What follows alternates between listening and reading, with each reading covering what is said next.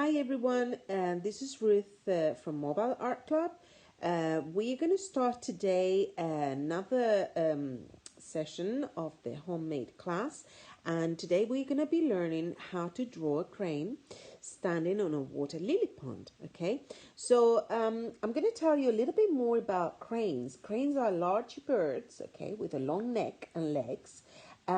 They actually have very powerful calls, okay, for the intricate, and they have as well quite intricate dances there, and they have been enchanted to people for centuries. Okay, there are at least 15 different species of cranes, and you can find cranes all over the world except in South America and Antarctica. They probably it's a bit cold for them over there, okay? And they normally live in wetlands and grasslands habitats, okay? And the lifespan normally is between 20 and 50 years in the wild, depending on the species. And the oldest known crane was a Siberian crane that lived actually for 83 years in captivity. So just a little bit, I'm going to tell you a little bit more about their size. So they're quite big. They can go up to 90 centimeters and 1.5 actually, like the whooping crane, which is quite typical from North America. And the heaviest one is actually the African red-crowned crane. That is the one that has a very funny sort of type of fan top of the head. I don't know if you have seen it. But anyway, we're going to be learning today how to draw one of those cranes. And these are the materials that we are going to be using, okay? So we need kitchen foil, glue sticks, scissors, markers, pencil, rubber, permanent color markers. So again, Sharpies will be ideal. Unfortunately, we cannot use the cheap markers because we are going to color in on top of the kitchen foil. So we definitely need the permanent ones, and then some chalk pastels. Okay, and I'm going to try to keep the class sweet and short. So just bear with me, and I'm going to just tell you how we're going to start. So the first thing that we're going to do, I want you to cut a piece of kitchen foil, about an A5 size or maybe a little bit bigger should be fine, but just make sure that if this is the regular A4 paper, you should be able to fit it inside nicely, okay?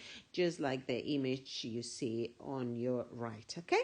So you will find on the kitchen foil, there is normally there's two sides. One of them is a bit shinier than the other. So we're going to be drawing on the side that is not shiny, okay?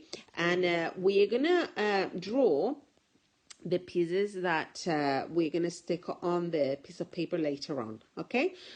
We're gonna start drawing the beak, okay? We're gonna just, oh, hold on a second. We're gonna just start in drawing a very long triangle, just like this. Then the head is just like an oval, okay, trying to keep it small. And I'm going to start in using a curved line to draw the neck. So for the neck, you're going to do a very long curved line. Make sure that the top is going to be a bit skinnier, and we're going to make it bigger right at the bottom. Okay, now for the main body, which is the biggest part, we're going to do something that looks like a big drop of water shape. Okay, and we're going to fix the tail on this side. So it's something like this. And I've got just some sections, a little bit of space in the middle to draw the two legs. Okay, so we're going to do a curved line at the bottom and a straight line at the top, and again curved line at the bottom and a straight line at the top. Just remember that we are going to be cutting these pieces, and I'm going to show you in the next step how to stick them together. Okay. Right, so I'm going to take all the pieces. I'm gonna starting first with the big. Okay, so just make sure that you apply the glue stick really careful. This material is quite delicate, so just make sure that you very gentle the way in the way that you apply the glue. So we're gonna start first sticking the big first. Okay, after that we're gonna just go on top with the head. I'm gonna overlap a little bit these spaces because then I'm going to show you how we're going to be drawing later on, but I'm going to just make sure that we go then for the neck. Okay, so remember that was something like this, and then we're going to be drawing the body, so we're going to just go and stick the body somewhere there. The tail is going to be somewhere here, and then the legs. Now for the legs, it depends if you actually are going to put them straight going down. As you can see here, that should be fine. But if you're going to be bending some of them, I think, you see, like you could actually do one of the legs going that way. But if this one here goes that way, maybe this little curve line, you have to bend it a bit more. Okay, if you know what I mean. So I'm going to actually have both of them standing in the same place. So just do 1 and 2. So the two of them are going to be stuck on the same position. Okay, and now as you can see on this image here, make sure that you have enough space at the bottom. So I'm going to show you in the next step how to complete the drawing and how to color it in. So the first thing that we're going to draw, okay, is going to be the Vic. So you're going to let's just change the little angle line, okay, right inside, and then I want you to do a straight line in the middle. Okay, and we're going to do the outside. Okay, now we're going to draw the eyes, so just make sure that you do a little circle and a dot in the middle. Okay, and then I'm going to go with the curved line around the head and just a little bit at the bottom. Okay, literally what we're doing is just going and drawing an outline around the silver foil that we did. So you're going to just carry on doing this line down in one side and down here. As you can see, I went over the back leg. Then you're going to go around this one here. And when you come to the tail, I want you to do some zigzag line, okay?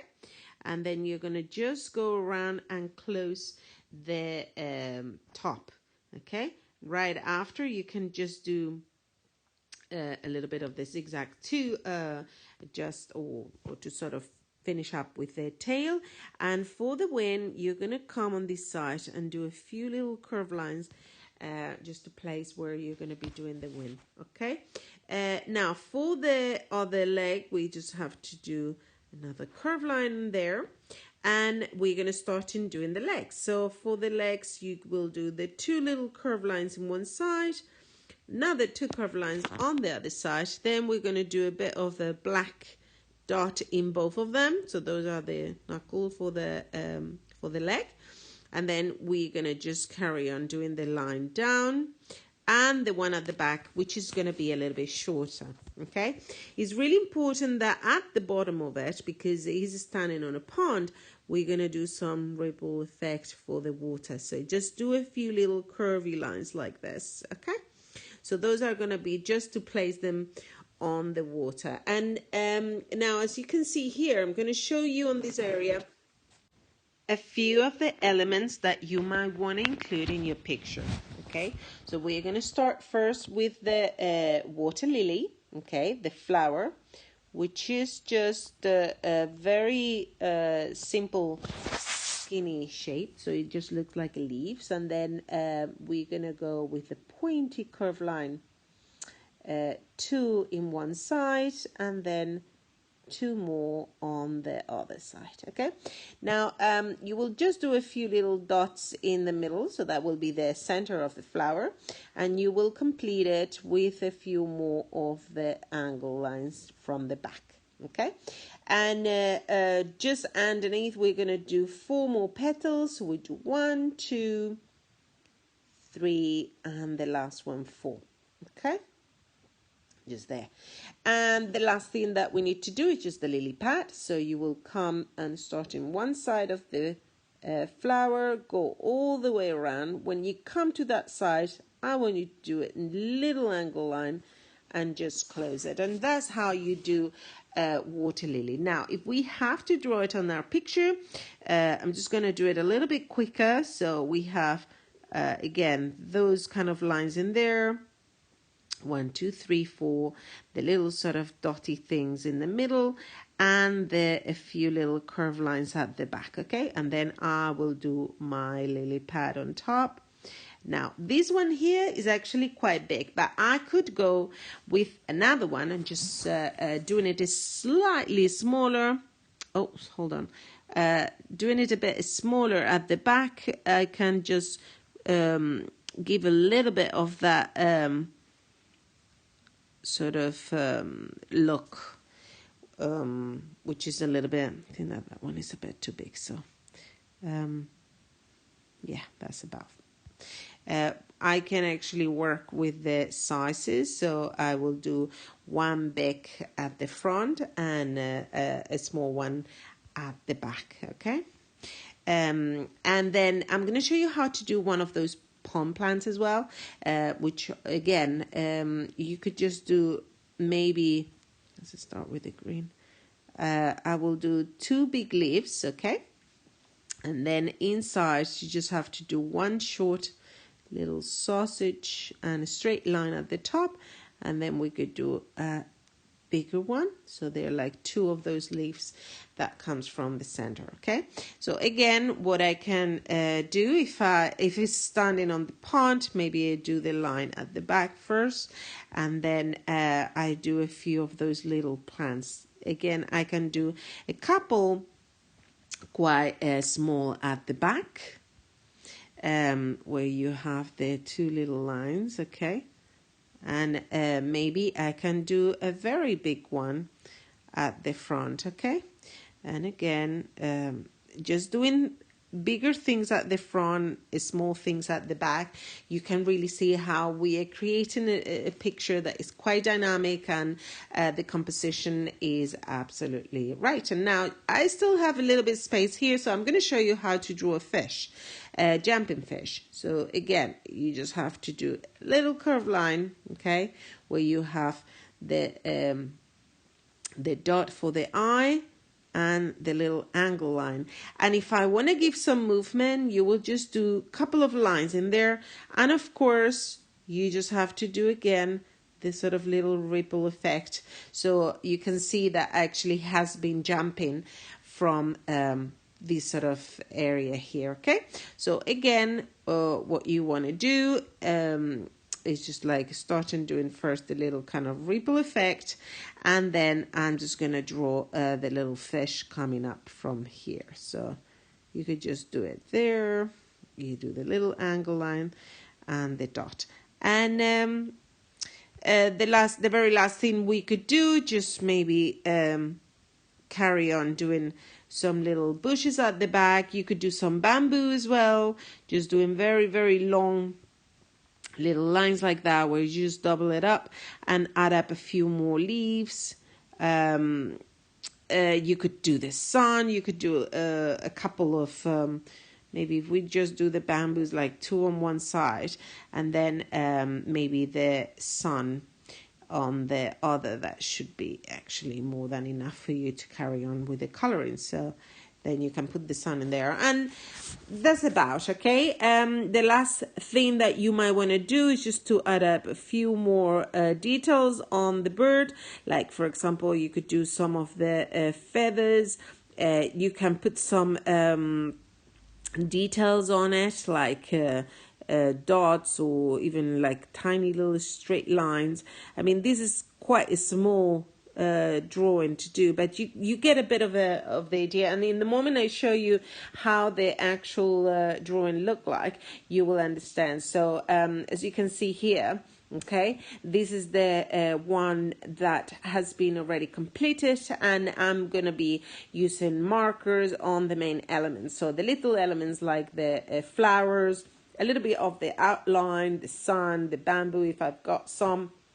It's very important that when you apply the color into the film, you will see some resistance. So it might be a little bit smudgy, but you can use your finger. I know you're using permanent and you probably are going to get those ones for a few hours, but if you don't mind to get a bit dirty, that's absolutely fine.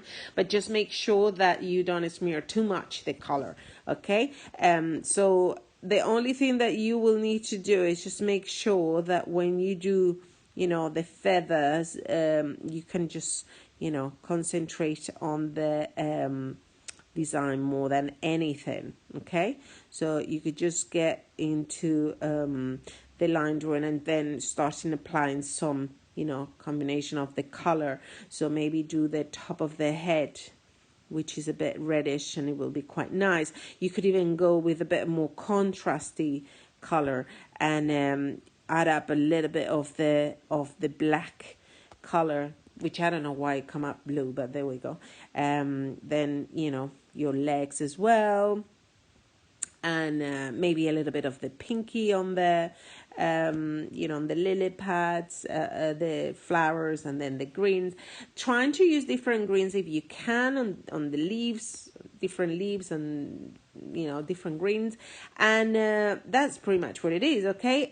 For the background, we will apply the actual chalk, and I just show you here, okay, the way you're going to be applying the chalk. Please do not press hard, okay? You don't want to go with the dust everywhere. Just really gently. I actually kept on this side here the chalk that I apply without blending, and then on this side is just blended. So you could use your finger, and you can use as well some cotton bud if you really want to be more precise.